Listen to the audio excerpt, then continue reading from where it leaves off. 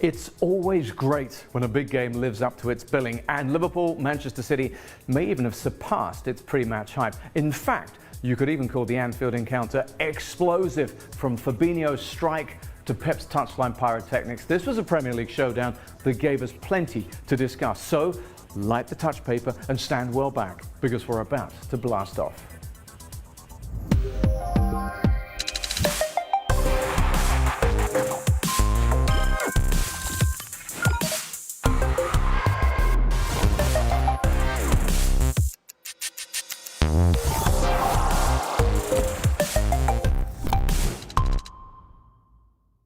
Good evening all. As we embark on another international break, the good news is there was so much entertainment and raw emotion in club football this weekend that the warm, fuzzy feeling should last well into the weekend and make Ecuador versus Trinidad and Tobago or Lithuania versus New Zealand far more attractive propositions than they might otherwise have been. Anyway, here are a couple of tonight's talking points.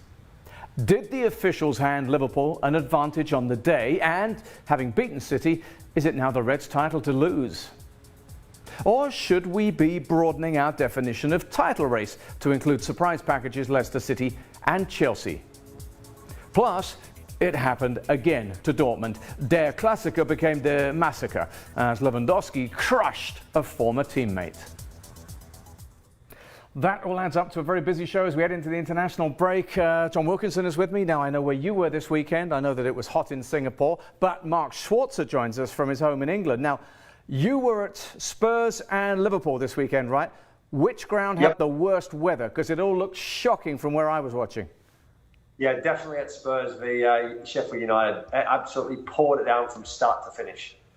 That's great to hear, as we have to watch it on the television. Not jealous in any way whatsoever. Let's get into this past weekend's results, because remember, we are into an international break, and that's what's coming along next up. But as far as these games were concerned, nothing that was particularly shocking, I don't think, during the course of this weekend. So instead, guys, what I want to do is get into where it's left us with a league table.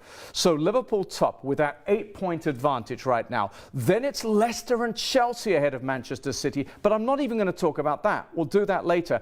Your mission, guys, and you must accept it, is to tell me this. 5th and 6th, the European places. Who's going to emerge from the scrum and claim those places? John, you go first.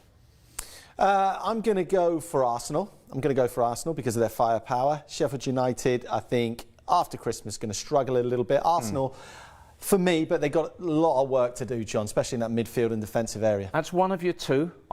For example, I'm going to go for Wolves as one of my two. Can I hear from Mark first before I decide? All right, Mark, what are you going for? Two. Give me two. 5th and 6th. All right. My two are, I'm going to say, I think Arsenal are going to just do it. Is definitely one of them. And the other one, I'm going to go outsider, really. They're not really an outsider, but they are, particularly this season, and that's Tottenham. I still think they're going to make it. Right, North London for you. I've already gone down the route of Wolves for one. John, your second one? United. United. I'm going to go for United. From what I saw at the weekend, lots of pace.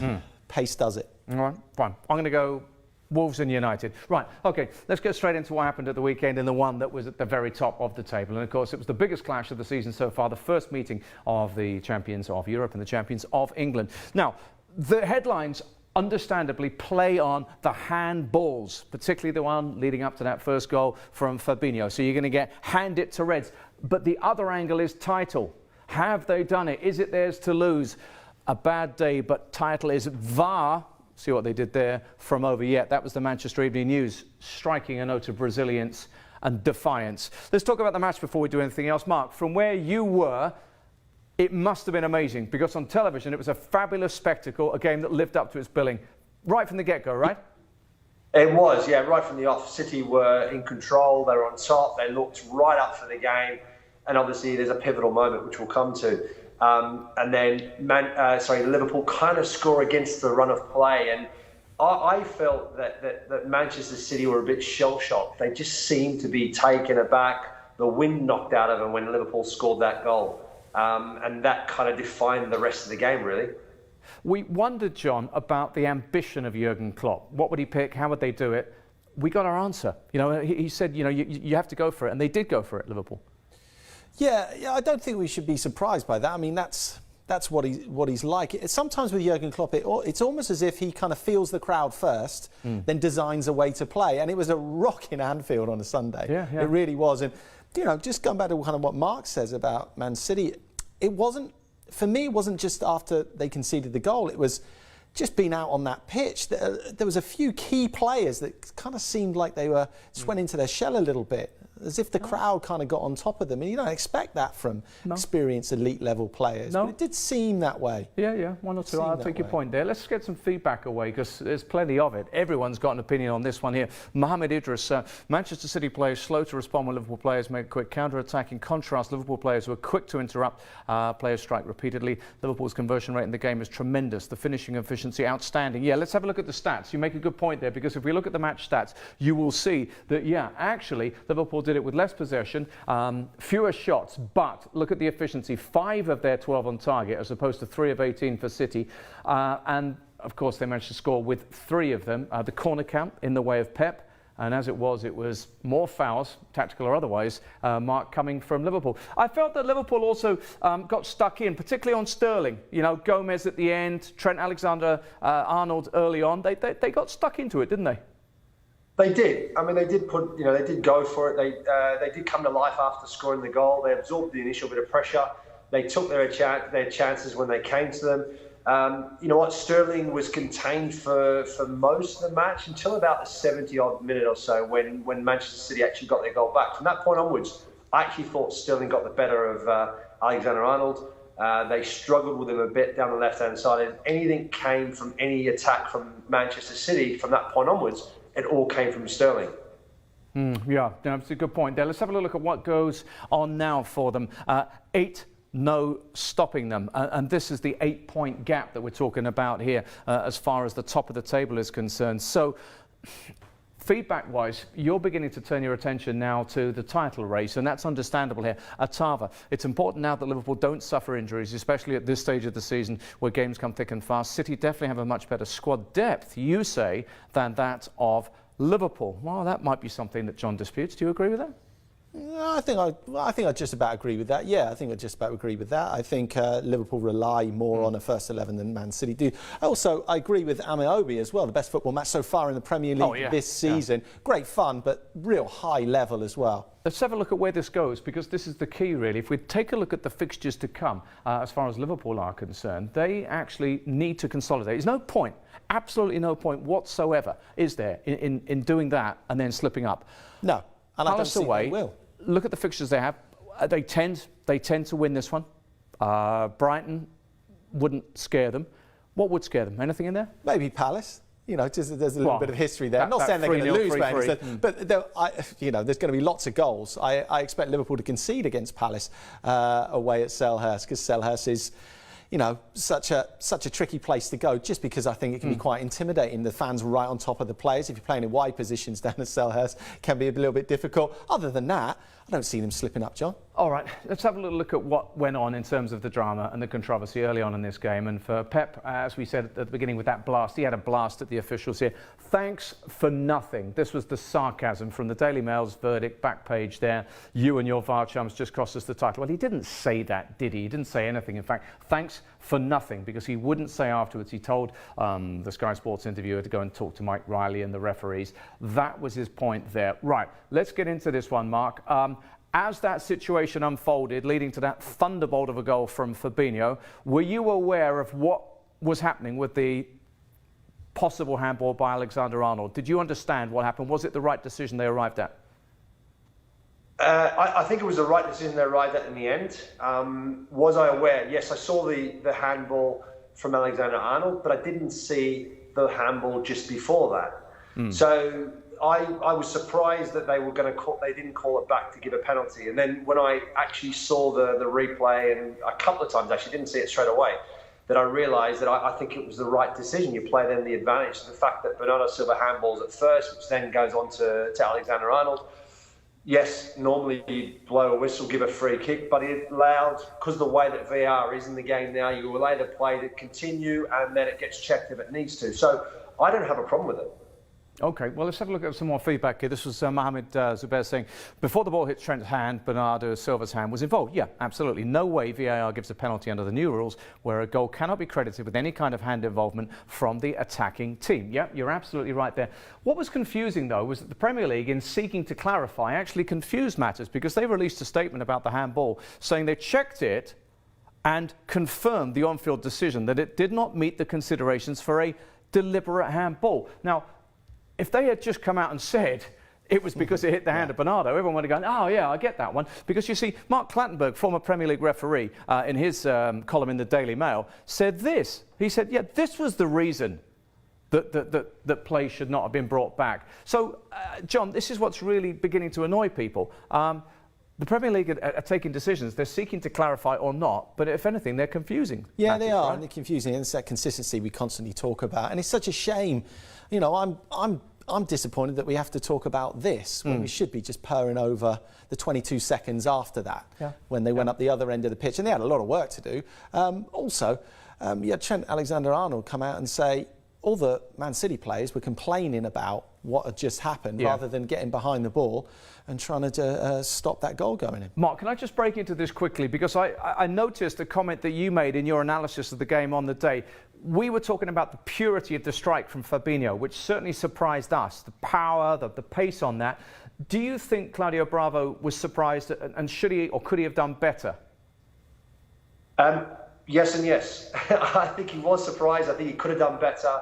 Listen, we're splitting hairs. And I'm doing that because we're at the upper echelons of the Premier League and if not European football. It was a phenomenal strike from Fabinho. The only thing I'd say is when you see the shot from behind the goal, you can see that Bravo actually loses sight towards the end of where the ball is. And I don't think he actually sees Fabinho strike the ball. And at that point where, because Fabinho strikes it so well, the pace of the ball actually beats him, even though it's from that distance. It's because he doesn't pick the flight of the ball up until later. Therefore, he's not able to take a step and he's not able to make the save. I was a little bit surprised that went in from that sort of distance against a quality keeper of his level. That's why I watched it even more closely. Yeah, okay, fine. Well, I'm always fascinated when someone who played as many Premier League matches as Mark Schwarzer gives us his insight into that. This is a very good point from Al Song here. City didn't have most of their top players. Well, I wouldn't say most, but a couple of their top players. Confidence without Ederson was a factor. Without Laporte, it left Fernandinho in centre-back. He would have stopped Fabinho from taking that shot, maybe. Now, without Sané, we had to make KDB play in a position that he doesn't normally play. Yeah, I agree with you that. I tell you, when all will be well when the guys come back. Right. This is the thing. Manchester City have already lost more games than Wolves. I think they've conceded more goals than a few teams as well. And Andy Dunn's column here, reacting to the game in the Mirror. Great going forward, but you watch City's defending from behind the sofa. And that's a good point he makes there. Remember that bit in the game, John, when you saw Stones arguing there with Carl Walker and defensively. If Company was still around, you sense there'd be a bit more organisation in there. Obviously, Laporte is the big miss right now. This is what Company did at the end of last season when he steered them home. The 17 appearances largely towards the end. No defeats in that time. Look at the clean sheets, look at the goals conceded. Yeah, I mean, solving problems is, first of all, you've got to recognise what the problem is, and that's it. That's it. I've just seen a couple of tweets while you were talking, John, people tweeting in and just saying they never replaced Company sufficiently. They shouldn't have allowed him to go and what have you. But that is the problem. Of course, that's the problem. Arguably, you might even say that goalkeeping-wise, Man City have been a little bit off it, you know, from what Mark says. Defenders not giving a goalkeeper a channel when somebody's striking the ball, not giving a goalkeeper a channel to see the ball coming in. They were still creating chances. They weren't great against Liverpool. They were fun to watch, and it was a good high-level game, but they were still creating chances. De Bruyne was still slinging in quality. Can I just throw one quick thing at both of you guys? Everyone's talking about, you know, hand it to the Reds, don't hand it to the Reds, too early or not. Out of 10, I want you to say what score you would give the likelihood of Liverpool winning the Premier League this season. Out of 10, what is the likelihood that Liverpool win the league right now? Well, you've got to say it's an 8 out of 10 at this stage, but let's reiterate, it's 12 games in. Okay, 8 for you. I'll go around about an 8 because we can only go on what history tells us. What was it? 93, 94 Manchester United at this point. Yep. What were they? Well, they had more points. So the only team that's had more points. And they ended up winning with 8 points, by 8 points. So I would go for 8. Okay, give them 8. Right. Remember, Brendan Rodgers could trip them up, couldn't he? He could beat them to the title this year, but with Leicester City, and that's a point that hasn't been lost on at least one of our viewers. This is Gan Tianeng. Credit must be given to Leicester and Chelsea for giving the Premier League the semblance of a 4-horse race, but you still think it's going to be down to Liverpool or Manchester City. Well, let's talk about those gate crashes when we come back.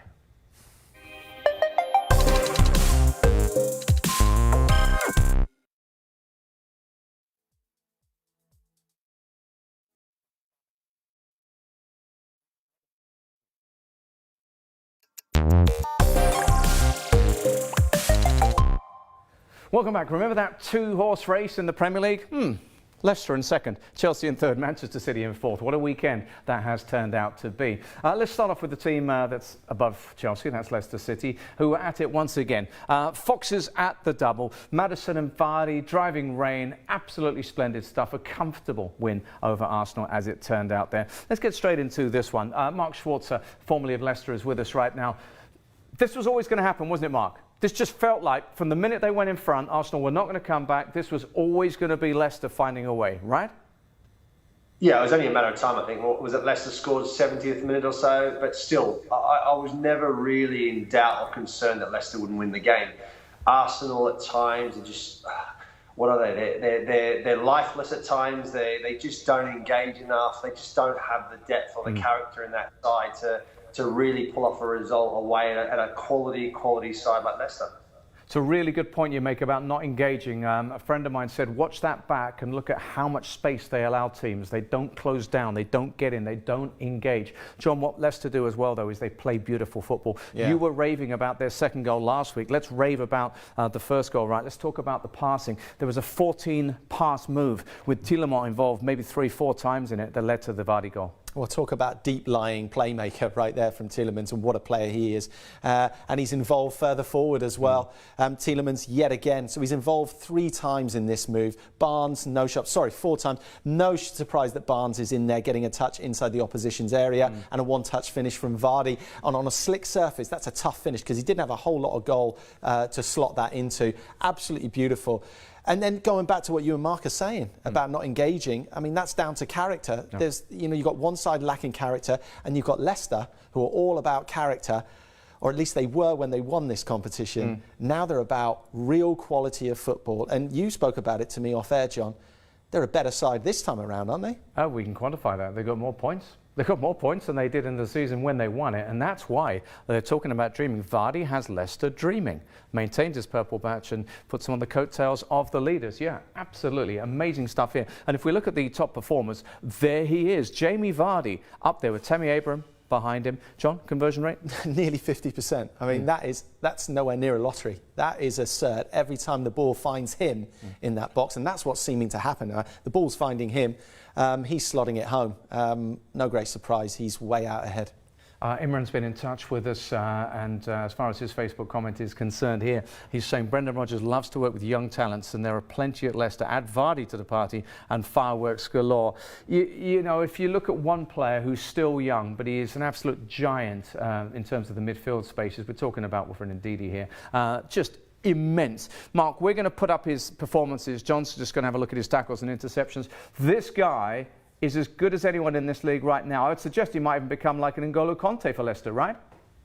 Yeah, that's right. I mean, he's been brilliant.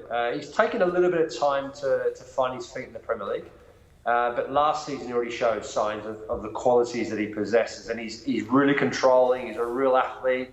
He does get around a lot. And there are definitely comparisons with him and N'Golo Kante.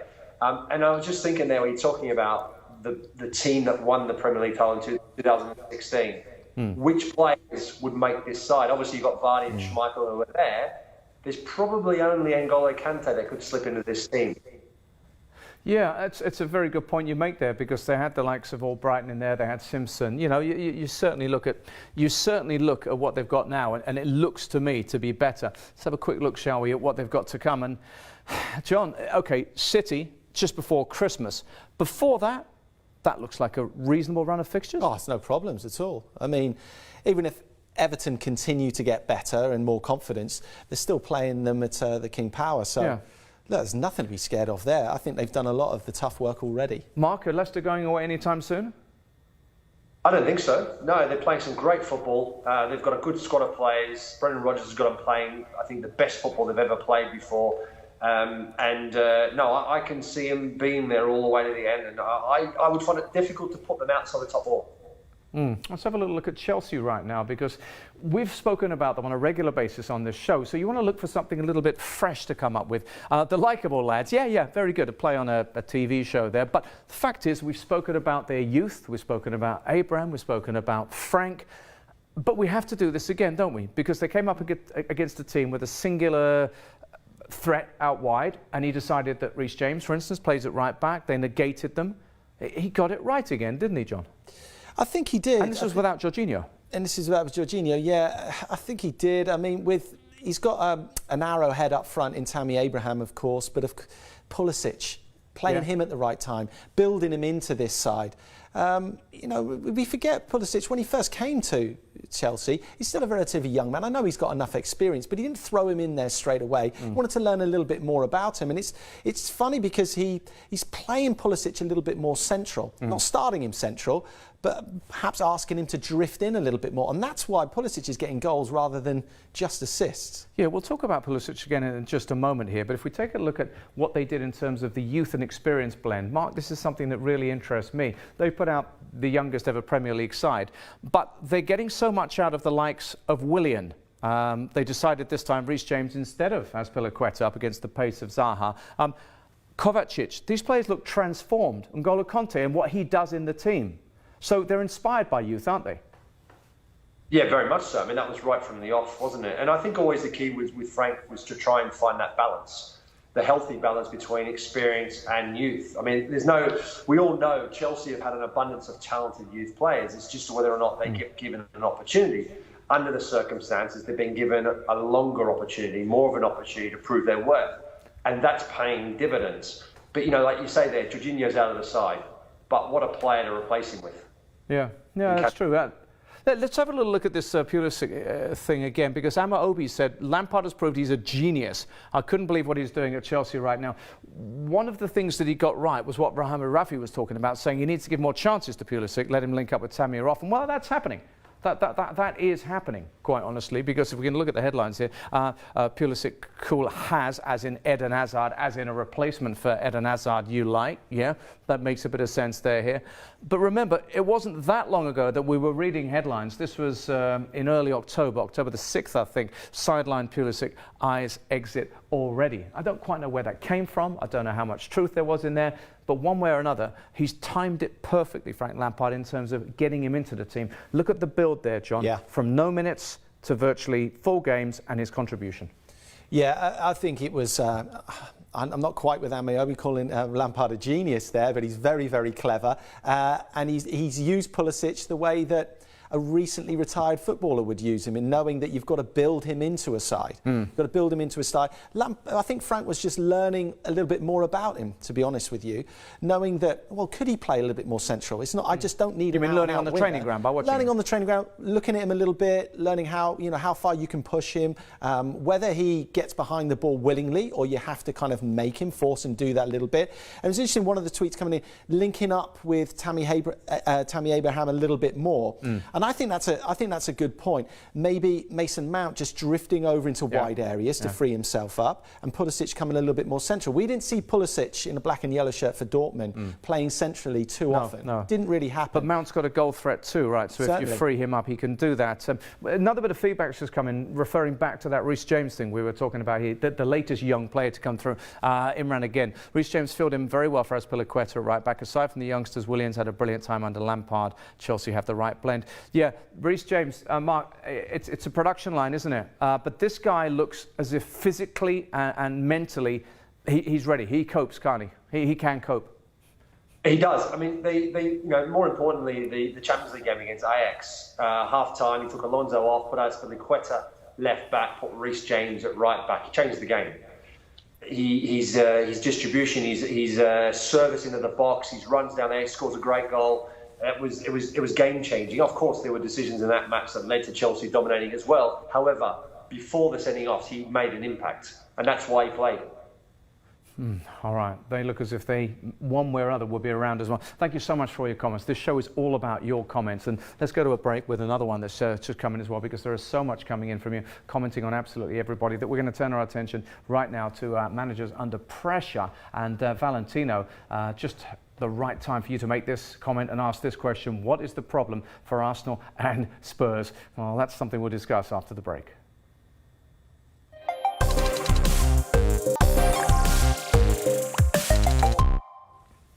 Welcome back. We're reviewing what happened this Premier League weekend, and disappointment once again for Spurs, who just couldn't hold on and get the job done against a strong and very impressive Sheffield United side. This is the big one, though. Spurs are heading for a winter of discontent. That would be after the summer of discontent and the autumn of discontent, as far as I can make out what we've seen so far. The problem with them is they keep blowing it.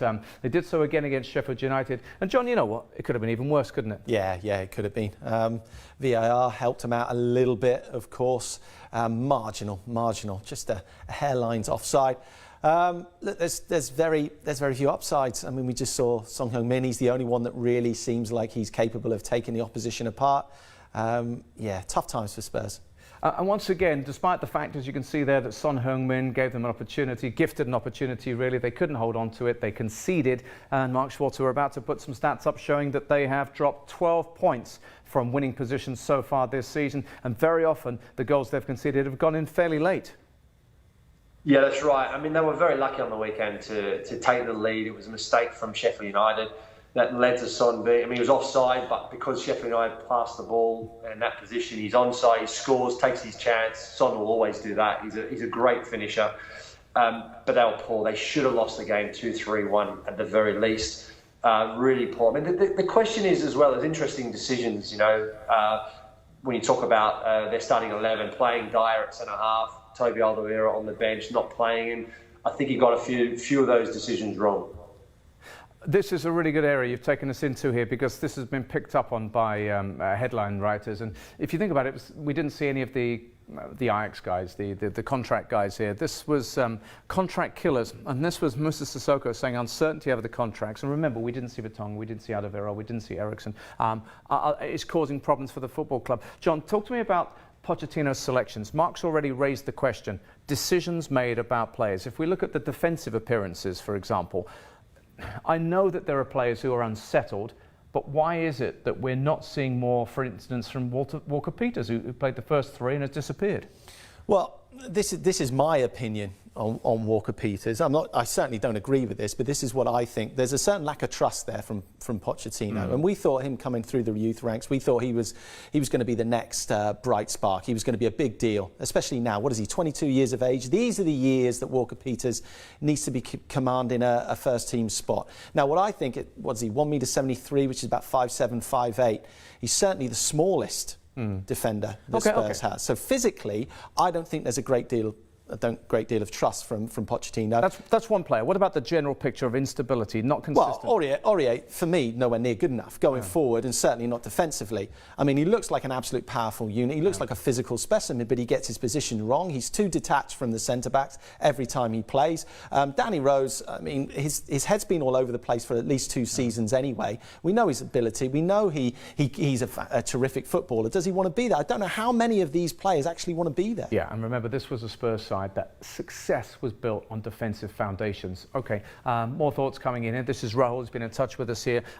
Lucas Moura looks far better than Kane right now. Is Poch worried to keep Kane out the 11 given his star status? The thing about Kane, Mark, is that I made the point on Friday's show, midweek Kane is brilliant. International Kane for England is brilliant. Premier League weekend Kane has not been brilliant. Is that because of the team struggles? Combination opponents. I was at the game in Belgrade against Red Star, and Kane, I wouldn't have said he was brilliant. I thought, yes, he was definitely more involved. On the weekend against Sheffield United, he looked at his distant self. He looked tired. He looked out of the game. He wasn't making runs. He was struggling with a physical confrontation with Sheffield United. So, yeah, I just think it's the overall picture. I think there's a lot of disgruntled players there, unhappy environment, and the change room is key. If you've got a bad environment, bad mood, that dictates a lot of things. But right now, they're not saying Poch out. That's in contrast to the other club in North London right now. And Arsenal find themselves with an awful lot of negativity. Now, when a legend like Ian Wright comes out and says this, 1 shot on target, 2 wins in 10 in the league, no definitive style or plan, negative goal difference, no improvement in the defence, not creating anything, why would Laka or Oba renew contracts? Can't blame them. We have to make the tough decision, Arsenal. It's not getting better. John, what's that tough decision? Presumably that means the manager. That means managing technical staff have to change. And, you know, that's a big tweet for Ian Wright to make. That really is, because a lot of people listen to him. And they can be quite a powerful fandom over the Gunners as well. And they can start big movements very, very quickly. No doubting they've got some talented players. There's one there, Guendouzi, I'm a fan of. I think he's going to turn out to be the future of Arsenal, and fantastic. But Emery hasn't progressed them. Fortunately, Aubameyang, Lacazette have gotten them out of a little bit of trouble from time to time. They can't continue to do that. They can't do it all season long. Big problems ahead. Okay, but not everyone's in tune with Arsenal's board, and I'll tell you why. Because from where we're standing, from where you are watching their matches, Amaobi's saying Emery has a Ferrari, but he's driving it like a bicycle. The weakest link in Arsenal is the management of the players. The problem here is that, according to articles such as the one from David Ornstein in the Athletic that I read, he has the backing of the board. Mark, apparently, according to reports, Arsenal's board are satisfied with Emery, satisfied that he is making progress, taking them in the right direction. Can you see that? Is he taking in the right direction? No, not at the moment. Would they be satisfied with him? Arsenal are a board that, listen, we all know, Arsenal haven't had changes for a long, long time. You know, they've gone from 20-odd years with Arsene Wenger to now Unai Emery. Are they going to make a really quick decision? Are they going to follow the kind of same path as Manchester United did after Sir Alex Ferguson left? Doesn't look like it at this stage. But ultimately, it comes down to league position and performances. And come Christmas time, into the new year, if they are off the pack, out of sight, I think they will make a decision. Whether it's straight away or whether it's at the end of the season, only time will tell. As is always the case with these conversations, you talk about the coach and you talk about the players at his disposal. I don't think it's a Ferrari in terms of the playing strength. If we take a little look at what they have at their disposal, yeah, honestly, John, I would struggle to find many of these players who would make it into Leicester's side. I'm thinking Aubameyang is someone that you probably look at, right? Because if you put up a Leicester side here, and that's why most people tipped a Leicester win for the 3rd home Premier League game in a row, you don't think this Arsenal side's got enough to beat them, do you? No, certainly not. Mesut Ozil probably wouldn't even get on the bench of Leicester, I've got to be honest with you. Guendouzi has the right type of character. Torreira on his day. You look at, and I think Hector Bellerin, a couple of seasons ago, I thought he would have been better by now. Still not there. David Luiz, of course. I mean, there's no... Those ones in yellow, by the way, were players who came in on the Unai Emery watch. And if we take a little look at what they've got this summer, now Martinelli, we've seen, you know, the kid scoring goals in cup competitions. What happened to Dani Ceballos, Mark? What's happened elsewhere? Pepe, who arrived so heralded. I mean, Tierney, we know, had injury problems to start off with.